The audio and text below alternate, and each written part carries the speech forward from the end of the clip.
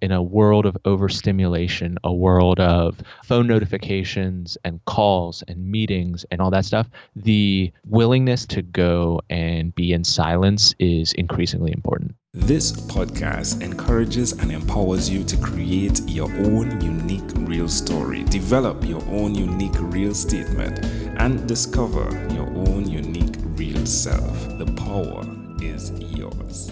Good morning, Aaron Watson. Previously, episode 1079 of the 12-Minute Convos podcast. It's been just 3 years, 1 month, 1 day, and 45 minutes since we last recorded that conversation. That was then, this is now. Aaron, how are you doing today?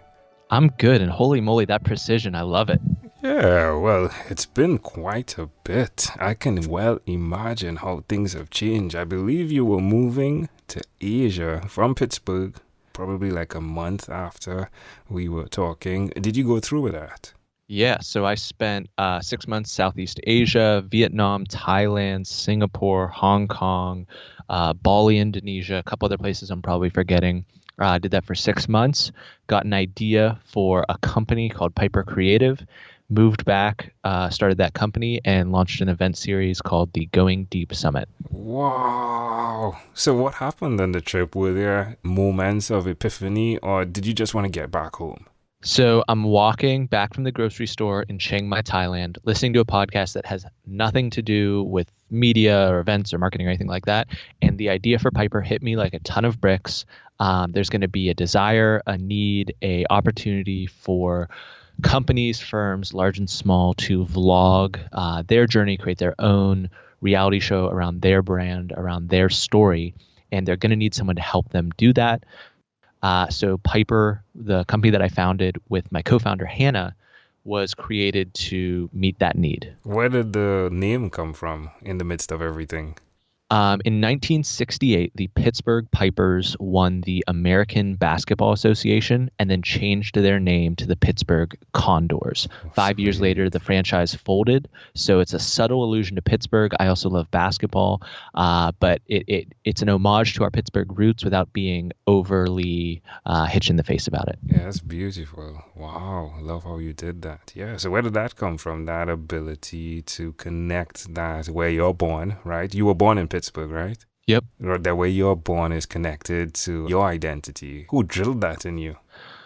I don't know if it was a specific push by either of my parents or anyone in my life. It's just as I've spent more time in Pittsburgh and now spent a lot of time elsewhere, you really have to go somewhere to appreciate home and where you've been before that. But, traveling across the globe, being a bunch of different places, getting perspective, I really do have an affinity for the people of Pittsburgh, the community here, the growth that I'm seeing. There's just been an explosion of interesting technology companies here that I profile on my podcast, but it's just been a joy to be here, and I want to share a little bit of that. But we also have aspirations at Piper to grow well beyond Pittsburgh. So Piper, I can tell that story and it can be meaningful to a Pittsburgher, but it also gives us that opportunity from a brand standpoint to expand outward. The imagery that is immediately in my mind is just the way the Piper would lead whatever the animal was, right, out of the city when necessary. I just love that because by you having this vision and the strength of it to communicate other stories, it's that, right? It's you helping an individual lead their community. Of course, probably not blindly, right?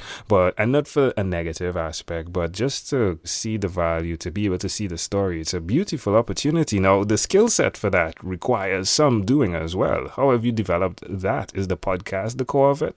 That's a big part of it. I'm nowhere near as prolific as you, but we do have over 400 episodes of the podcast Going Deep. We've interviewed all sorts of characters, which has, helped me think on my feet and storytell better and consider how big a role narrative can play in the building of a movement or a firm or anything. And in addition to that, we have a ton of video production at Piper. We had a week in December where we produced 146 original pieces of content in just that 1 week. And so I'm getting daily reps of recording audio, recording video, And it's just it's a muscle. The thing I always tell people is like it might seem impressive the way that I can go about communicating now, but you have to recognize that I've edited my own voice for hundreds of episodes. I've seen myself on film and video dozens and dozens and dozens of times. And it's like going to the gym. If you bench press every week for a couple of years, you're going to get better at bench press. And that's just what's happened with my communication abilities. And anyone can do it. Which is beautiful. Yeah. And thanks for putting that in there as well for those listening. Anyone can do it. What's important is that you understand the core of who you are. One of the things you said is that you work harder than your peers, and you've continued that. But what's really great is in leadership, as followers or supporters of your leadership, everyone wants to be and do like you. And I can imagine your team. Oh my. So I can imagine what you're producing. Where's the best place for people that are listening to connect with this service? If they want to see the stuff that we're making, you can add me on LinkedIn. You could also find our company, Piper Creative, on TikTok. So we recently started creating there. And as of this recording, we're recording on a Thursday. The Saturday before, we created our most popular viral TikTok that we've ever made. And I'm pulling it up right here as I go. But when I checked earlier this morning, it had been viewed 1.1 million times. It's now, 1.1 million times. So we're starting to figure out that platform as well. But it's just as I said earlier, it is an iterative, getting as many reps as possible process of just honing our ability to communicate. So those are two great places to do it. Yeah. Now, when I was in Pittsburgh, I got to play, I always forget the name of the thing, but it's you're throwing the frisbee. Disc golf. Disc golf. Yeah, that's it. Yeah, I got to play disc golf with a guy who runs a YouTube channel with it. Super fun. I think I was good. It's either I was good or he's being nice, right? But you as well, you had that background, right? That skill set, the physical aspect of you does contribute to the other aspect of you. I mean, you were walking while you got this epiphany, right? Is that accurate? And if so, how do you hone that skill? So I play more of the ultimate, which is involves the running. The walking associated with disc golf, I don't do as much, but walking is a big part of my routine to just kind of clear the brain. And I'm not a sit cross my legs type of meditator, but I'm a go for a walk or during a workout, be in silence, be looking inwardly for my state of mind, what I'm trying to process, where I'm stuck. And I don't want to be too prescriptive because I don't think I'm exceptional at that. But I think that in a world of overstimulation, a world of phone notifications and calls and meetings and traffic and all these things that overwhelm us, and TV and Netflix and all that stuff, the willingness, the desire, the time to go and be in silence is increasingly important. I agree with that. How do your parents look at you, Aaron? Of course, by now, you can see if they're proud or if they're disgusted with you, right? For the things you've done, right? When you look into their eyes, what do you see? I see pride. I think that the beautiful thing about my mom and a mother's love generally is that she was going to love me regardless. She was going to be proud of me regardless. And I'm very blessed to have that. I know that's not something that everyone gets the benefit of, but I'm certainly lucky to be in that boat. My dad took a little while to really understand and buy into the stuff that I've been doing and that I'm doing now. But the second event that we did, the Going Deep Summit 2, he attended. And I think that at least for me, that was a big moment because he didn't really get what I was doing before that, but seeing the number of people that came out and the type of event that I'm hosting, the type of conversations I'm trying to stimulate was something that did stimulate some pride. And then we were also recognized for a local regional award at the Tech 50 Awards in Pittsburgh this past year.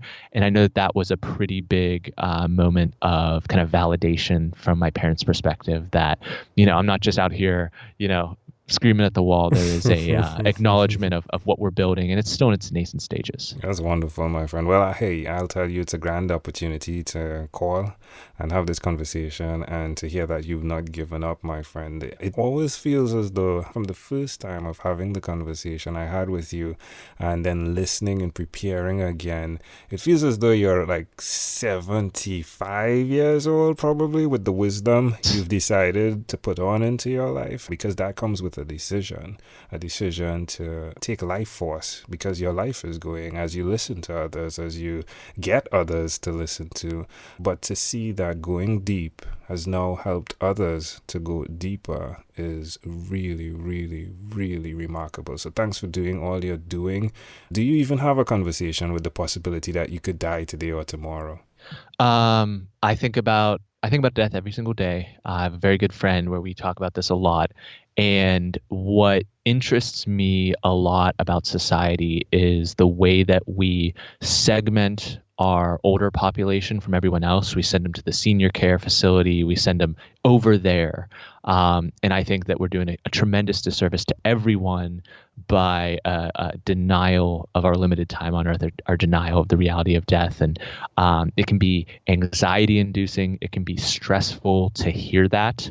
But it is also one of the things that'll ground you. I would argue an acknowledgement of the reality of death will do more to ground you than a 10-minute meditation session. I think it really puts things in perspective in a way that almost nothing else can. Amazing audience. Again, you're getting it live from Aaron Watson. Aaron, again, a pleasure, I treasure. In closing, is there anything else you'd like to share with our amazing audience? Be kind, work hard, it'll all work out. Love it. Aaron Watson, thank you for being on What is Inspired by 12-Minute Convos with Angel Jones. This podcast is produced by Pod Edits. Visit podedits.com for professional podcast publishing.